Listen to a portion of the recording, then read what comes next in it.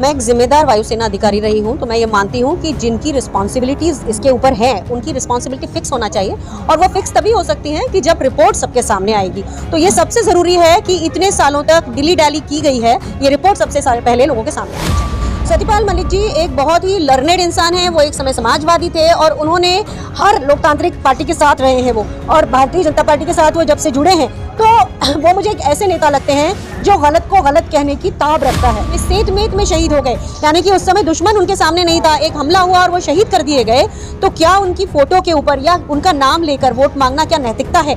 तो ये तो किसी को भी समझ में आता है कि जिस तरह शायद नहीं मालूम होगा कि तीनों सेनाओं का जो एक सीनियरिटी का वरिष्ठता का क्रम होता था वो टूट चुका है। तो जो पहले वरिष्ठ होते थे, जो सीनियर होते थे, जो अध्यक्ष बनने वाले थे, उनके अलावा जो उनसे नीचे सीनियरिटी पे हैं वो भी बनते हैं। तो अगर ऐसा माहौल है जिसमें हमारी परंपराएं, हमारे प्रोसीजर्स टूट रहे हैं, तो कोई भी चीज़ हो सकती है। अब क्या लग रहा है मैम, जिस तरीके से जब जो सत्यपाल मलिक जी ने बड़ा खुलासा किया है जवानों को लेकर, तो क्या लग रहा है?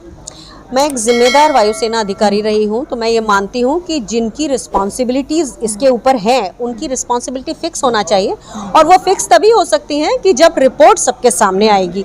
तो ये सबसे ज़रूरी है कि इतने सालों तक डिली डैली की गई है, ये रिपोर्ट सबसे पहले लोगों के सामने आनी चाहिए। लेकिन क्या लग रहा है, जब मोदी जी चुनाव के टाइम पे, जब पुलवामा अटैक हुआ था उसके बाद चुनाव के टाइम पे मोदी जी ने युवाओं से कहा था कि वोट डालने जाएं तो 40 जवानों को याद करके जाएं।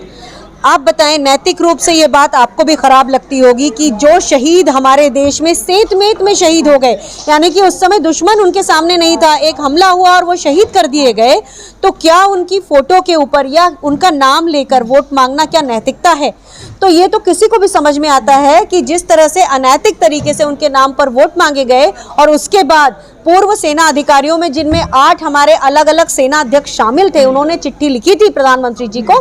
तो मेरा ये कहना है कि सबसे बढ़िया एक ही जवाब है, सबसे पहले रिपोर्ट को त्वरित गति से देश के सामने रखा जाए, श्वेत पत्र जारी किया जाए, जिससे हम समझ सकें कि कहाँ कोताही है। सत्यपाल मलिक खुद भाजपा में, और उन्होंने भाजपा में रह के ऐसा खुलासा किया। सत्यपाल मलिक जी एक बहुत ही लर्नेड इंसान हैं, वो एक समय समाजवादी थे और उन्होंने हर लोकतांत्रिक पार्टी के साथ रहे हैं वो, और भारतीय जनता पार्टी के साथ वो जब से जुड़े हैं तो वो मुझे एक ऐसे नेता लगते हैं जो गलत को गलत कहने की ताब रखता है। लेकिन क्या लगता है, जिस तरीके से मोदी जी 40 जवानों को लेकर लगातार भावुक हो जाते हैं, चाहे कोई भी चुनाव हो, मोदी जी लगातार भावुक हो जाते हैं जवानों को लेकर। देखिए, एक होता है छद्म राष्ट्रीयता और एक होता है कि हम सच में अपने राष्ट्र के सैनिकों के बारे में कितना सोचते हैं।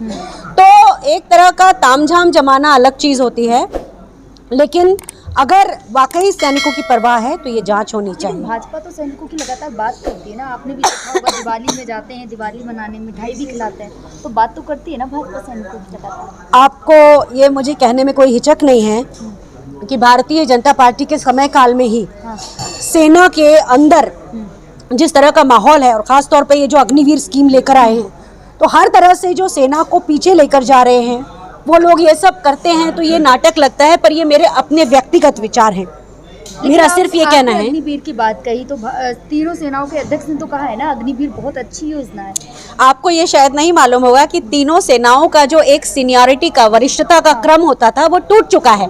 तो जो पहले वरिष्ठ होते थे, जो सीनियर होते थे, जो अध्यक्ष बनने वाले थे, उनके अलावा जो उनसे नीचे सीनियरिटी पे हैं वो भी बनते हैं। तो अगर ऐसा माहौल है जिसमें हमारी परंपराएं, हमारे प्रोसीजर्स टूट रहे हैं, तो कोई भी चीज़ हो सकती है। चलिए आपसे पूछूंगी, क्या लग रहा है आपको, अगर अग्निवीर आ जाती है, जो आग आ चुकी है लगभग, जहां कांग्रेस की सरकार वहां नहीं है लेकिन जहां भाजपा की सरकार वहां है, तो क्या लग रहा है कितनी सही है अग्निवीर योजना? मैं ऐसा मानती हूँ कि 90% से ज़्यादा पूर्व सैनिक और सैनिक ये मानते हैं कि अग्निवीर एक अच्छी योजना नहीं है। इससे सेना का जो फैब्रिक है और ढांचा है वो कमज़ोर होगा, और ये मैंने ये बात कई फोरम से कईयों बार कही है। वो लोग भी जो भारतीय जनता पार्टी के साथ हुआ करते थे, ऐसे पूर्व सैनिक भी इसके विरोध में हैं। लेकिन क्या लगता है, जब अग्निवीर योजना है उसके तहत अगर सुरक्षा, अगर हम कहें देश की सुरक्षा की बात है, तो उसमें कहीं ना कहीं असमंजस नजर आ रहा है। देखिए, जिस तरह की ट्रेनिंग होती थी पहले और जिस तरह की ट्रेनिंग अब 6 महीने की होगी, तो हम सब समझ सकते हैं, जैसे आपके पत्रकारिता में भी होता होगा कि जो लोग ग्रेजुएशन करके पीजी करके आते होंगे उनका अलग एक वो अलग रोशनी में काम करते हैं, और बाकी लोग जो जल्दबाजी में आते हैं, क्विक फिक्स, तो उसी तरह की बात अग्निवीर में भी है।